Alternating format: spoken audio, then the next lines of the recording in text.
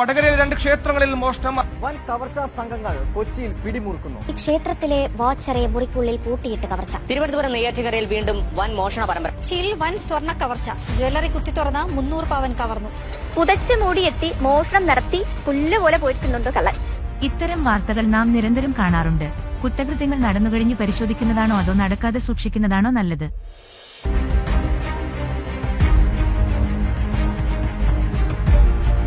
മുഖംമൂടി ധരിച്ച കവർച്ചാ സംഘം 2 മണിക്കൂറോളം വീട്ടുവളപ്പിൽ ചെലവിട്ടു.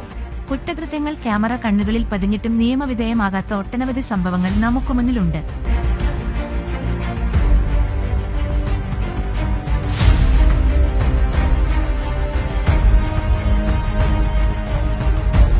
എന്നാൽ IoT സാങ്കേതികവിദ്യകളുടെ സഹായത്തോടെ രാത്രി 10 മണി മുതൽ പുലർച്ചെ 4 മണി വരെ 365 ദിവസവും നിങ്ങളുടെ പരിസരം ഞങ്ങളുടെ നിരീക്ഷണ കേന്ദ്രങ്ങൾ വഴി സംരക്ഷണം നൽകുന്നു.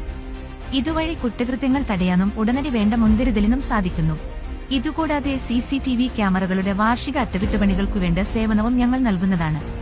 ആരാധനാലയങ്ങൾ, വാണിജ്യ വ്യാപാര സ്ഥാപനങ്ങൾ, കൺസ്ട്രക്ഷൻ സൈറ്റുകൾ തുടങ്ങിയ നിരീക്ഷണ സംവിധാനങ്ങളുടെ ആവശ്യകത എവിടെയുണ്ടോ അവിടെയെല്ലാം ഇത്തരം സേവനങ്ങൾ നൽകാൻ ഞങ്ങൾ പ്രാപ്തരാണ്.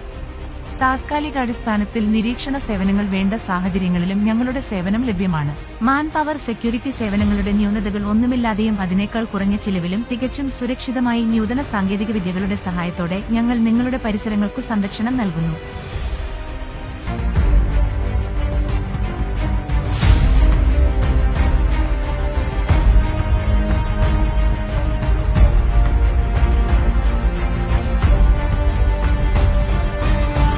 കൂടുതൽ വിവരങ്ങൾക്കായി ബന്ധപ്പെടുക 9400101213.